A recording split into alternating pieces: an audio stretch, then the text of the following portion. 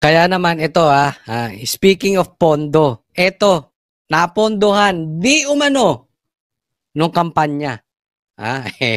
Linis-linisan O, pakinggan natin. Kumalat sa social media ang larawan ni Senate Blue Ribbon Committee Chairman Senator Ping Lacson kasama ang mag-asawang Curly at Sara Diskaya na iniimbestigahan ng komite dahil sa anomalya sa flood control projects. Nilinaw naman ng senador na ang kumakalat na litrato ay kuha noong huling linggo ng Abril bago matapos. Last week of April bago matapos ang kampanya.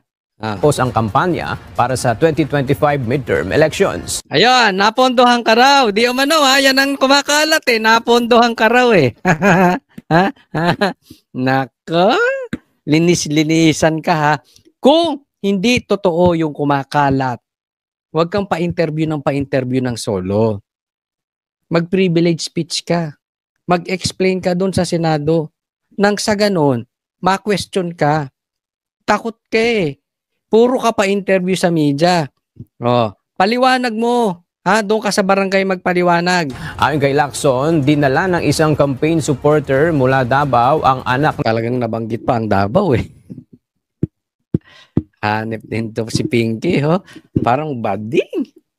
Kailangan laging may laging may pitik ng mag-asawa sa kanyang opisina upang imbitahan siya sa isang rally. Ngunit tinanggihan niya ito. Giit ng senador, ito na ang una at tanging pagkakataon na nakatagpo niya ang pamilya Diskaya sa labas ng Blue Ribbon Committee. Ayun. Nagkaroon ng picture, 'di ba? Ganyan din ang issue 'di ba? Sinabi ni Lacson at saka si Tito Soto na meron daw pumasok na kontraktor sa Senado at pumunta sa opisina ng isang senador. Alam mo, sinabi ni, if I'm not mistaken, hindi lang eksaktong ganito, hindi pinangalanan. Paduda. Merong itong kontraktor na ito nagpunta sa Senado at nakipagkita at nagpunta doon sa opisina ng isang senador. Hindi pinangalanan. So, lumalabas talaga. Ito yung ini-explain ni Chis Escudero. Naniniligaw. Pinag-aaway ang mga senador. Imbis na napupunta ang pag-iimbestiga sa Kamara, since doon ang talagang problema kay Saldi at saka kay Tambi, ando doon maraming involved sa flood control projects. Etong si Pinky, parang natutuwa na ang tuon ng publiko ay nasa Senado. Puro Senado ng Senado. Pagdating kay Tambi tsaka kay Saldi, hindi niya magalaw-galaw. No, may lumabas na pumunta na naalala niyo may pumunta sa Senado na kontraktor. Paduda. Bakit? Yan ang gusto nilang palabasin sa media. Masira, di umano ang Senado para malihis tayo sa totoong usapin. Ito nangyari sa kanya. Dahil sa isang CCTV nakuha, yung pinuntahan naman pala noon, kasamahan nila. Sino? Pumunta sa opisina tong kontraktor na to, sa kasamahan nila, sa opisina ni Erwin Tulfo. Naalala nyo? Ngayon, ikaw naman ang nakuha na ng picture. Di ba? Ngayon, ang tanong, kanino galing yung picture? Bakit lumabas? Baka kay Diskaya mismo. Di ba? O baka may mga galit na sa yung senador. Dahil kung paano nyo hinahandle ni Tito Soto. Kasi ito kayo po ang tanungin ko. Ako, yan po ang nakikita ko kay Tuta Soto at saka kay Lacson. Parang dinadivert nila ang usapin ng flood control projects. Ang gusto nilang masisi ng buong Pilipinas, ng taong bayan, ang mga senador. Huwag niyong sisihin si Tambi, huwag niyong sisihin si Saldi, huwag niyong sisihin si Bongbong Marcos. Dito tayo mag-focus. Ito, imbestigahan natin. Senado. Ganyan pong nangyayari. Rings. Dagdag pa niya, mali ang mga ibinibintang na kahulugan sa naturang larawan. Kung mali, Ha? Pakita ka ebidensya. Mag-privilege speech ka. Ba't di nyo rin? Tanungin mo rin si Diskaya. Di ba? Magkakaroon kayo ng hearing sa Senado? Itanong mo. Di ba? Huwag kang sa media ng sa media. Kasi ito style na ito si Pinky. Media ng media, kaya naiinis sila. Ano eh. Ha? Tapos, ang sisisihin niya sa media, mga senador. Kapwa senador. Hindi ko alam kung kabaklaan yan. Kasi insecure sa mga kasamahan. Di ba? Parang ganon. Nakita na kayo mga kasamahan nyo insecure sa inyo? Ganyan. Ganyan. Next po. Ito pa, isa pang napondohan. Speaking of pondo, grabe talaga. Ang daming napondohan. Maraming napondohan si Tambi. According to Senator Bato, pati si Trillanes napondohan ng flood control. Ito naman si Diskaya, di umano. Sabi yan hindi ko alam kung totoo yun. Kaya nga tinatanong natin si Lacson, totoo bang napondohan ka ng Diskaya nung eleksyon? Speaking of another pondo, eto. May patay. Si Karen Davila nagsabi, alam nyo, na-discuss ko to sa vlog ko kahapon. Okay? Sabi ko, napaka-unusual na itong ginagawa ni Claire. Bakit pinagtatanggol niya si Tambi? Anong meron? Hindi lang ako nakapansin, pati ito si Karen Davila, pag-usapan natin. Sabi niya, why is Malacanang speaking on behalf of the former Speaker of the House? Di ba? Kasi pinagtanggol niya talaga eh. Halatang halata. So talagang mapapaisip ka. May natanggap kayang pondo to si Si Claire? Ay, naiisip ko lang naman. Ano sa tingin ninyo? Nakinabang sa flood control projects? Ito si Claire. Nakinabang sa ghost project si Claire dahil napopondohan ni Tambi. Tanong ko lang, kayo na lang ang tanungin ko. Anong sa tingin ninyo? Kasi bakit niya ipagtatanggol? At hindi lang tayo nakakapansin ABS to. Si Karen Davila, alam naman natin ang karakas ng ABS. Diba? Pero nako-question siya. He can be very well defend himself. The job of the Presidential Communication Office is to speak for the President. Dapat, kaya naman ni Tambi, ba't pinagtatanggol nitong si Kaya Claire, kung talagang matapang ka, puro vlogger sagutin mo nga si Karen. Makipagsagutan ka kay Karen. Babae din yan. Ang kaya mo lang si Sara eh. Di ba? Sagutin mo rin si Karen. Buti pa to si Karen Davila, nanindigan. Yung mga dilaw, hindi madiin-diin si Tambi. Parang tanga, nagrally. No to corruption. Paano kang sisigaw ng no to corruption, hindi mo madiin, hindi mo mabanggit si Tambi? Yung mga dilaw. Kaya padasal-dasal, napaka-nuk-nuka ng mga ipokrito ng mga yan. When the PCO defends or attacks someone, it gives the impression the president is behind it. Mismo. Pag may inatake si Claire, ang impression nun, inaatake ni Bongbong. Bilang tagapagsalita, bilang PCO, kung ano sabihin ni Claire, yun ang stand ng Malacanang. Yun ang gusto ni Bongbong. Kasi kung magsasalita siya, magsalita na lang siya dun sa vlog niya. Pero sa interview, nakakapagtaka. Talagang nakakapagtaka bakit na pinagtanggol si Tambi. Grabe, ang nagagawa ng pera. Ako, opinion ko yun. I really don't think hindi nakikinabang si Claire kay Tambi. Kung hindi si Claire ang nakikinabang directly kay Tambi, posibleng si Marcos din. Sabi nga ni Claire, it gives the impression the president is behind it. Pagka dinefend niya or inattack niya ang isang tao, dinefend niya si Tambi. So, kung hindi si Claire, si Bongbong ang nakinabang sa flood control projects. Or maybe, pareha sila. Observe nyo. From today, i-observe ninyo ang galaw ni Bongbong Marcos. I-observe nyo rin to si Clear. Kung talagang ang pagtutuunan ng pansin ay patungkol lamang sa mga personalidad, DPWH, contractor, walang kwenta yung pag-iimbestiga ni Bongbong. Dapat mag-resign na siya dahil kitang-kita na meron silang mga pinagtatakpang tao. Tingnan nyo po ito. Ito yung sinasabi ko, ha? Oh, importante makita nyo po ito. Kasi nakikita na natin yung galawan eh.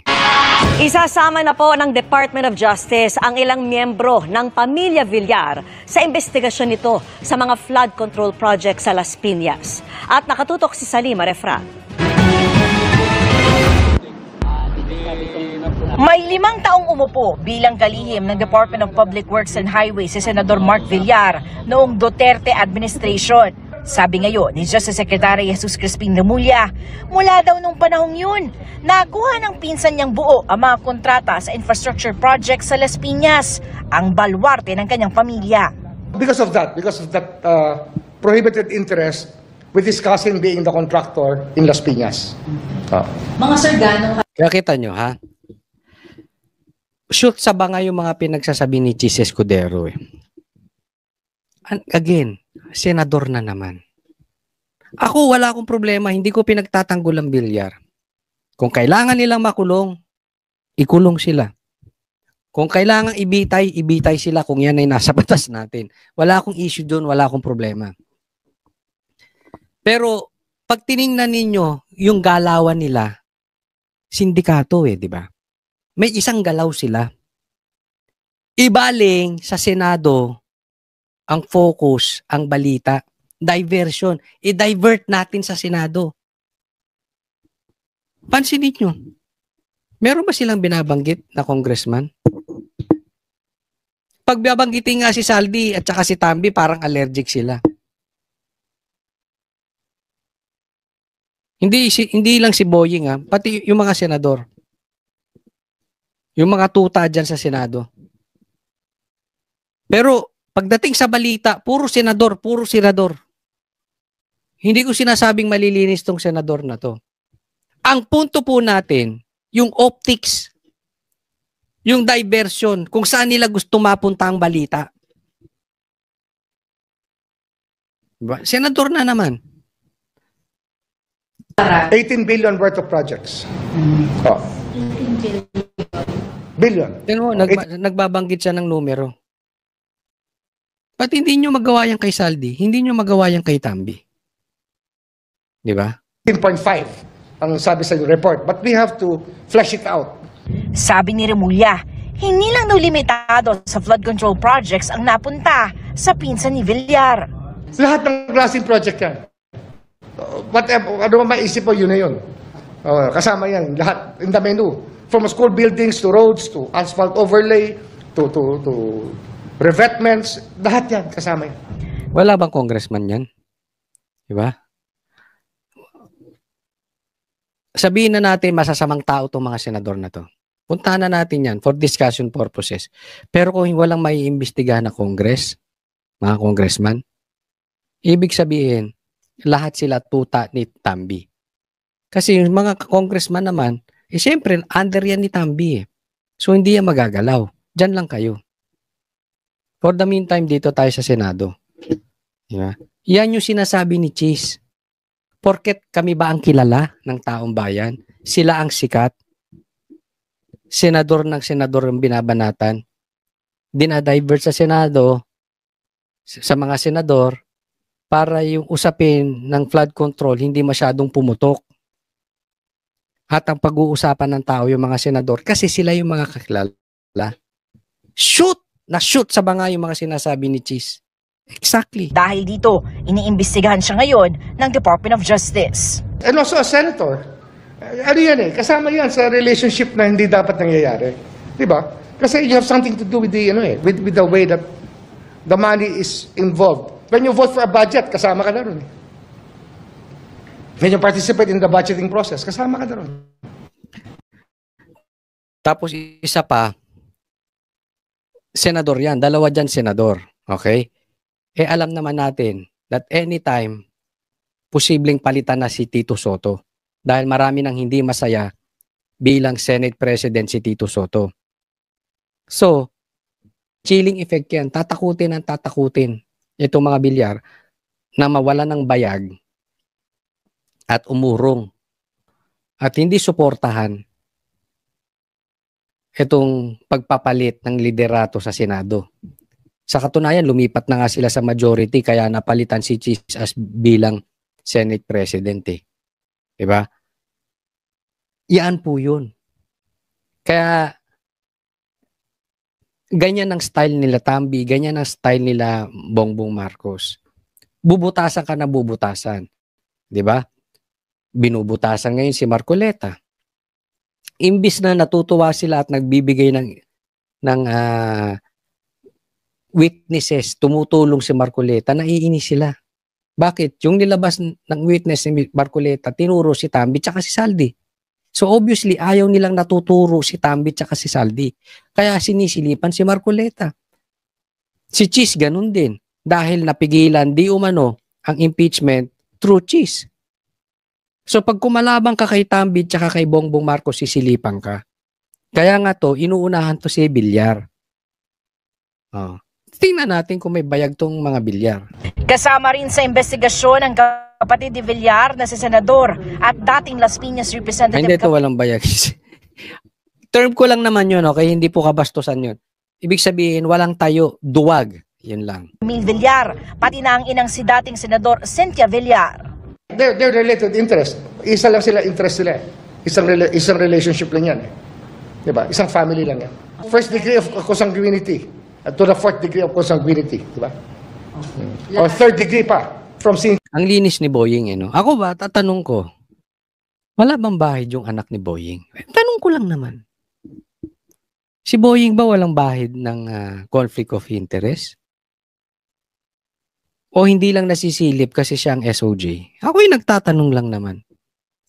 Yung pinoproject ba ni Boying, tanong ko sa inyo, na malinis siya? Sadyang talaga siyang malinis? O linisan lang gaya ng mga pinklawan? Siya to the contractor's third degree. Bahagi ang investigasyon sa mga Villar sa case build-up sa mahigit 6 na pong mga mambabatas na kontratista, dating kontratista, o may relasyon sa mga kontratista. I don't know if it's known to them or it's just that the impunity of it all. That people don't care anymore if it's against the law because no one's going to run after them, they think. But it's something that we have to address and we will do it. Sinusubukan ng GMA Integrated News na makuha ang panig ng mga Villar. Para Gipitan na ito. Ako, simple lang to, Boying. Pag yung investigasyon nitong si Boying, hindi natumbok si Tambi tsaka si Saldi. At nauwi lang sa mga senador o congressman o contractor. Isa pang ipokrito tong animal na ito. Kung sakali lang naman, hindi natumbok si Tambi tsaka si Saldi. Or, idinidelay hanggang sa 2028 na. Para mapiga nila ng pakinabang, baka na meron silang napapakinabangan kay Tambi. Diba? Kung hindi mapupunta ang investigasyon kay Tambi at kay Saldi sa lalong madaling panahon, hindi next year, hindi next year, ngayon, gaya nung kung gaano kayo kabilis mag-imbestiga sa Senado, lahat yung ginagawa ninyo, kaplastikan. Same thing, yung tinayo na ICI ni Bongbong Marcos na independent na mag-iimbestiga patungkol sa flood control. Pag hindi inunang imbestigahan yung Ilocos Norte at yung Leyte, tapos iniwasan si Tambi tsaka si Saldi, fake yan. Fake.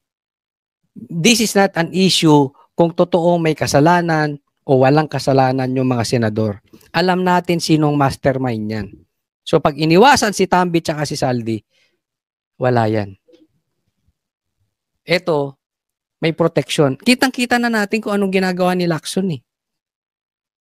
Diba? Imbis na sinusuportahan yung mga witnesses na may itinuturo, idinidiin pa. Kitang-kita, halatang-halata. Balitang-balita na may lalabas na warrant of arrest kay Bato at kay Senator Bongo ng ICC, pero next year pa.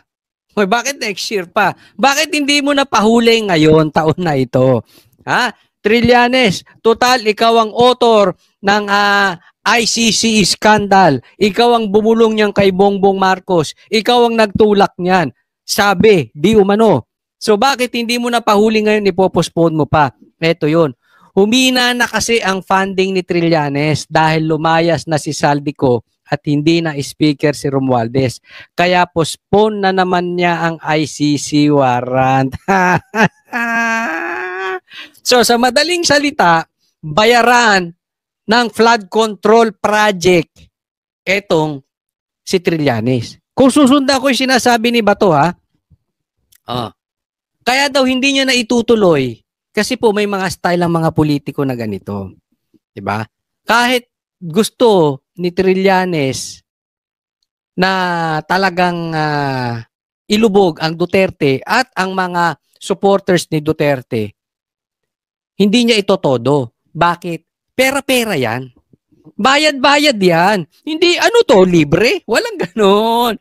Walang ganyan sa mga politiko. Alam nyo naman to, sundalong kanin to. Laos na to Tumakbo nga tong mayor, hindi nanalo, di ba? Mayor na lang, hindi pa nanalo.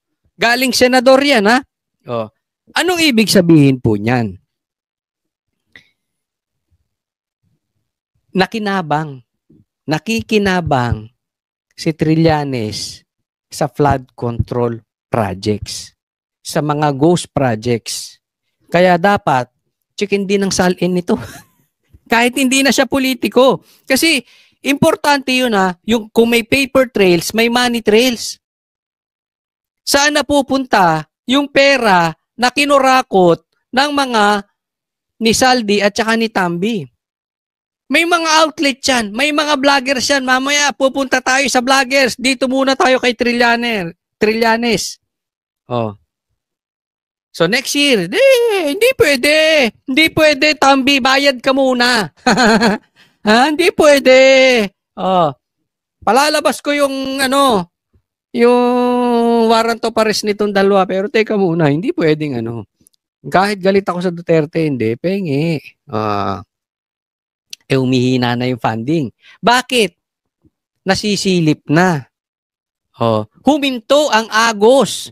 Dahil dati tuloy-tuloy, 3 times a week mag-deliver ng basura, mali-maletang pera. Syempre ngayon, hindi na nila magagawa yun. Dahil huminto na, sinisilip na. Pag huminto yun, tatandaan po, ito yung sinasabi ko, wala namang totoong supporter si Tambi. Kaya lang may mga tutayan, the likes of, yan, si Trillanes, bigay.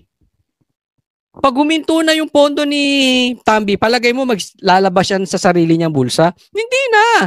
Yung nakatago niya, naitago niya na yon. Posibleng nasa ibang bansa na yon. Posibleng nasa offshore accounts na yon. Posibleng na ibigay na sa kapitbahay sa pangalan ng kung kani-kanino. Ganun ang style ng mga politiko. So, antay. Kaya nga alam nyo, pinilit nila yung impeachment. Bakit? Kasi bayad na yun Sabi nga ni Chanco, yung pirma nun, bayad na. So pag pinospone mo yan, hindi natin alam kung may makukuha pa ulit si Tambi. Pag walang makuha si Tambi, at hindi na tuloy yung impeachment, magkakapirmahan ulit. Kasi next year, pwede pa ipang-impeach si BP Sara. Paano pipirma yung mga politiko kung walang bayad? Lalo ngayon, hindi na mababayaran ni Tambi. So, wala na support si Tambi. Kaya naman importante, ipapakita ko tong next. Dahil ito, matindi ito. Tingnan nyo po Pakinggan nyo itong sasabihin ni Banat Baya. Okay. Balita ko, yung bayarang vlogger daw, di umano ni Tambi, ay tinigil na. Nawalan na yung, wala na, medyo nadedelicates na. So, tapos yung iba, umaatras na rin para na sila mapahamak dahil nagkakabukingan na. Ito, legit to May kinikwento sa amin. Yung bagong Banateros. Kasi bakit? Naalok din siya. Bayaran ni Tambi. Alam mo ang utos? Alam mo utos?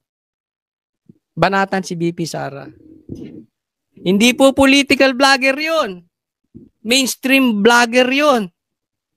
Bakit? Hirap makakuha ng political vlogger si Tambi. Kasi mahirap talaga ipagtanggol. Kung ikaw ay nakakaunawa ng politika, para ka nag-suicide. Ewan ko ba, Jam Magno, tuloy-tuloy ba bayad sa'yo? Sabi bayad ka rin daw. Sabi lang, hindi ko alam, totoo ba? Ako nagtatanong lang, huwag ka magagalit. Totoo ba, nahinto na rin sa'yo? O tuloy-tuloy lang din sa'yo, Jam Magno? Tanong lang naman, tanong lang. Pakisagot. Nahinto na ba o tuloy-tuloy pa rin? Tanong lang naman, tanong lang. But anyway, inalok.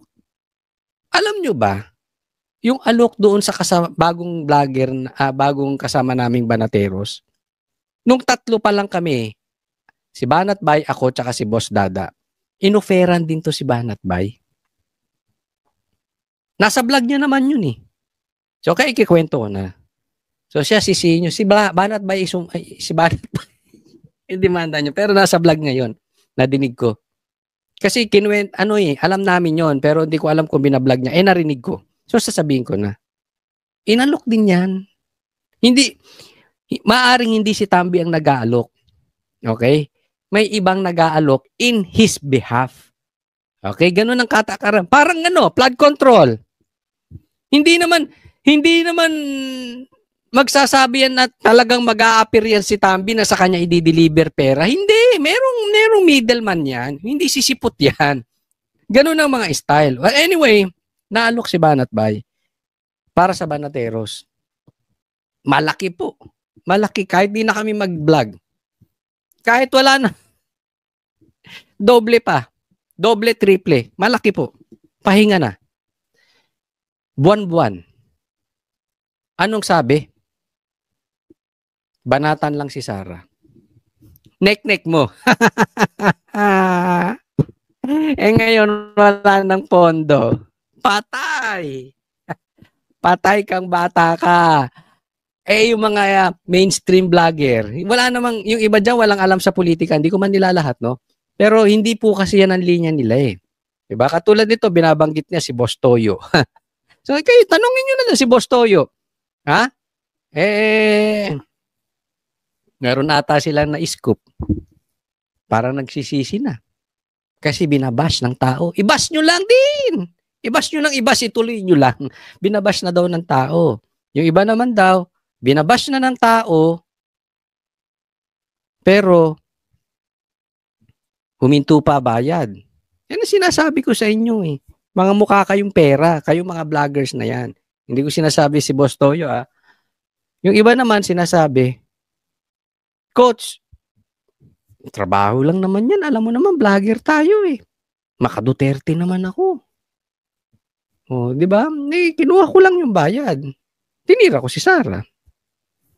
So, yan ang problema mo. Nag-vlogger ka, hindi ka naman political vlogger. Bumanat ka kay Sara, tapos sasabihin mo Duterte ka, wala kang paninindigan.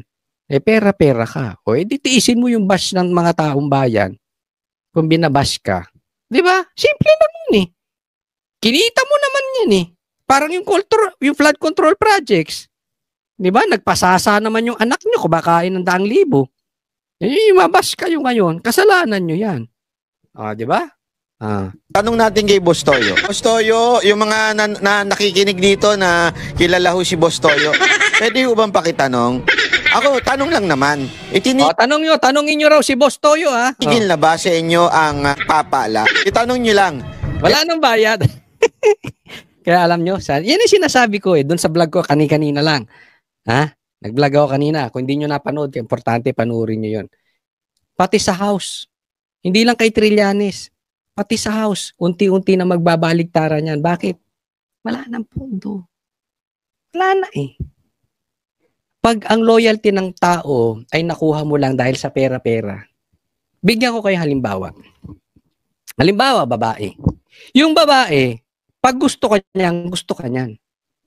Di ba? Pero pag ginusto ka lang ng babae dahil sa pera mo, asahan mo, pag alis ng pera mo, kasamang aalis yan. Ganun pong nangyayari kay Tambi ngayon. Pero pag yung babae talagang hinabol-habol ka niyan, kahit wala kang pera, habulin ka niyan. Di ba? Yun yung legit eh. Tama ba ako mga kababaihan? Ganon din naman sa kalalakihan, di ba? Pwede naman niyang i-deny na hindi totoo yan. Pero bahala siya, basta itanong ninyo. Tanongin nyo lang si Toyo kung itatanggi niyang binayaran siya. Tanong nyo na rin si Jamagno kung magkano ba ang bayad at saka kung huminto na ba yung bayad. Tanong lang naman kung hindi siya bayan, so be it, di ba? Talagang sinuportahan lang niya si Tambi dahil naniniwala siya na si Tambi ay para sa taong bayan.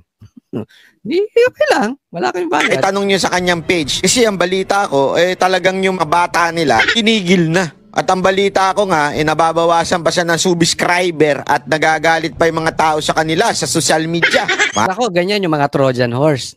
Kita nyo, hindi tumataas sa subscribers. Bakit? Akala nila, naloloko nila yung tao. Pero kita mo, hindi tumataas sa subscribe. Makikita nyo naman eh. But anyway, totoo po yan. Alam nyo kung bakit? Grabe ang trolls ni Tambi. Grabe na ang backlash ng tao sa kanya. Ito inobserve ko eh. Pinapainan ko yung mga lintik na yan. Pinapainan ko yan. Yung mga trolls ni Tambi. Sobra ng kahihiyan ang ginawa ni Tambi at nilalayuan na siya ng even ng mga politiko. Pero yung mga trolls, pag nag-post ka about Tambi, magko-comment yun. Babanatan ka nun. At pag tiningnan mo yung comment nila, kahit dito tingnan ninyo, walang video. Sa Facebook, nakalock ang profile. Walang post. Diba? Kaya, wag nyong sasagutin, wag kayong magre-reply sa kanya. Sagutin nyo lang, lagay nyo yung pangalan pero wag reply. Kasi may dagdag bayad yun. Diba? Kasi po, yung mga trolls, tuloy-tuloy ang bayad dyan, posible, dahil maliit lang yan. Iba po ang bayad yan, halimbawa lang to, totoong binabayaran si Boss Toyo, 100,000 yan kada buwan. Mababa dyan ng 250,000. Kung lang naman, ha? Yung mga ganyang quality ng vlogger, mababa ang 250,000 dyan. Pero yung mga trolls, mababa lang yan. Kaya, i-check nyo. Ay po ba mga banateros? Kung kayo talaga ay mga banateros, puntahan nyo sa social media. Tapos tanungin ninyo siya. O di ba kung inigil na ba? Kamusta ba? Ano masasabi mo sa flood control project ni Romualdez? Magaling talaga to si Banat Bay, pang-asar. No? Sige, mga banateros, puntahan ninyo sa page ni Boss Toyo daw. Ha? Hindi ko naman kilala siya. Pero sikat yan eh. Pero hindi ko ba yung kilala personally. No? Hindi natin alam. Baka mag-apply na banateros siya. No! Tanong nyo. Ha? Kung huminto na yung bayad ni Tambi.